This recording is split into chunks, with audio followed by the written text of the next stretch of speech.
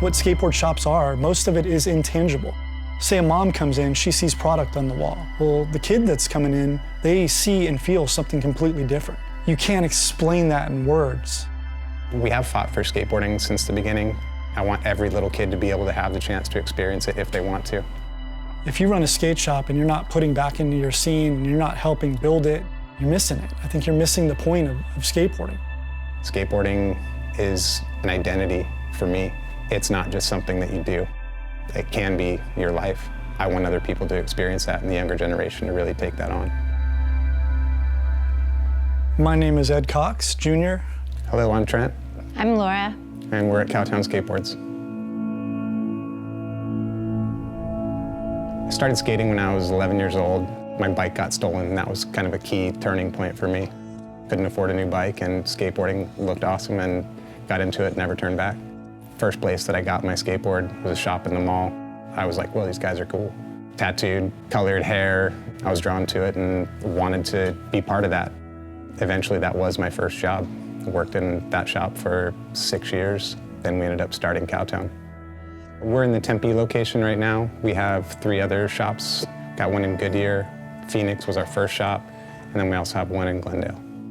Cowtown was kind of forged out of, Trent and I street skating every day, and there wasn't any good skate shops in Phoenix, Arizona. I mean, there were skate shops, but nothing like really representative of our community and really, cultivating and supporting the community. Trent and Ed opened up the first Cowtown in '97. They opened it up right before Desert West opened. I was still working at the other shop I'd been with for 9.5 years. It was tanking and going under, and then that summer, after Trent and Ed opened up, I was like, hey, I'm available. I'm not able to get a paycheck anymore. And they said, hold tight. And so that summer I cleaned houses, and then that's when they asked me to be a part of Cowtown. We wanted there to be more than just people selling skateboards. The shop that I worked at, they provided skateboards, but there wasn't a big scene. They didn't do a lot. We wanted to provide a place for kids that it's a clubhouse. You can come hang out, skate flat ground in the shop, whatever. And we wanted this to be the hub for them. Having that place to go where it didn't matter if you were shopping, it was just skateboarders going somewhere. We had somewhere where we could all converge before we skate, hang out, shoot the shit, check out product if you want to. If you're shopping, cool. If you're not, didn't even matter. That was our intention in creating a space that was skateboarding only. The place that I worked at before sold snowboards, rollerblades, skateboards, all kinds of stuff. So since '97 when we opened, we've been skateboarding only.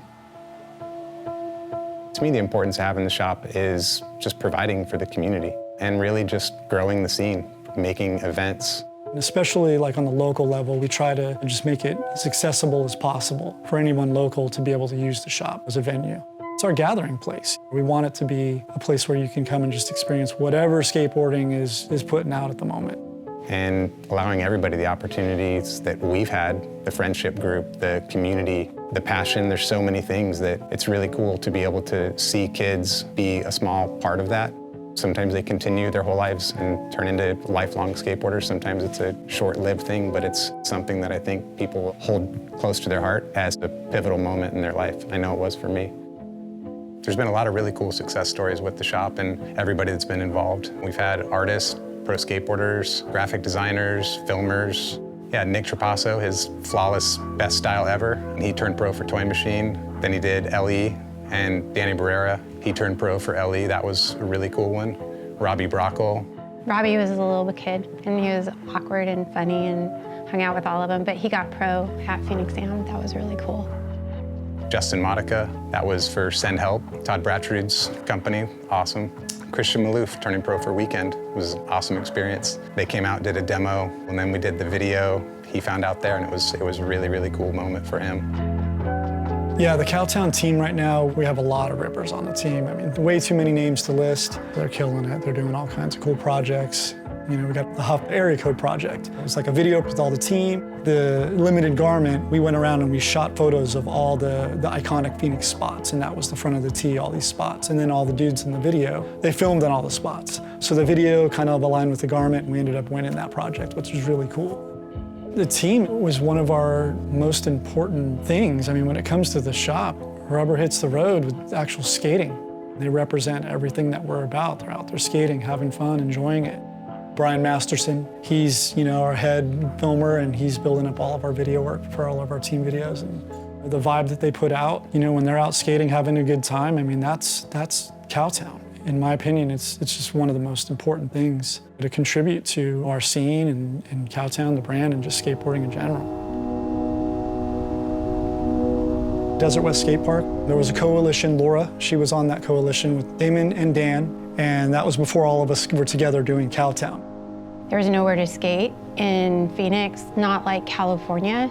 We started going to the city, went to tons of meetings, raising tons more money. We raised like $35,000. At that point, they were like, okay, these guys are serious. There was a foundation called the Phoenix Parks Foundation, and we had a mentor there that told us how to put the money away, work with the city.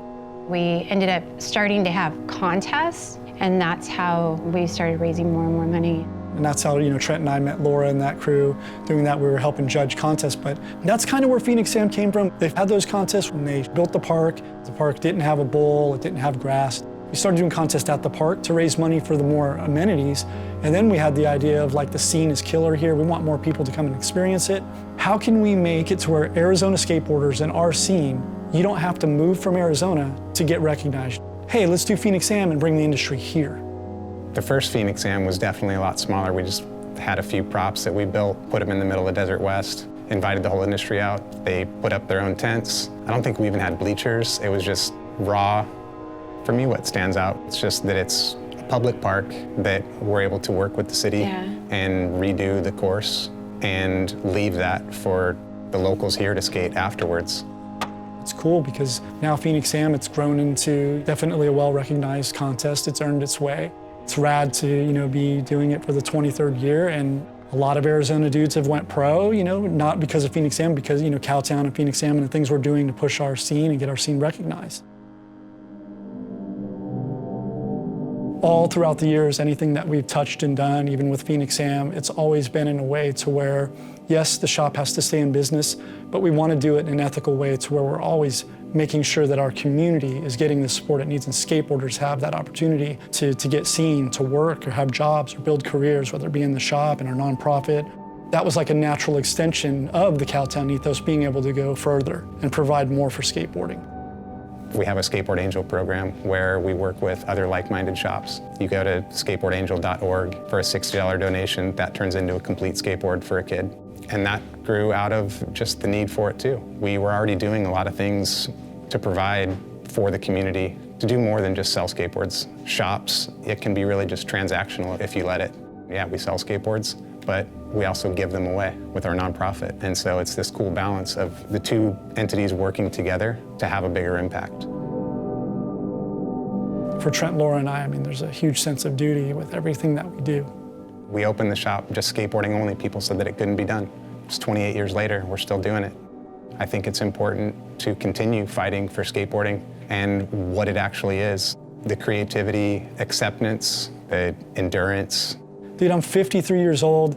Everything I do, even to this day, I can see skateboarding in it, like how hard I may work at it, or keeping the time in and knowing that I'm gonna keep trying.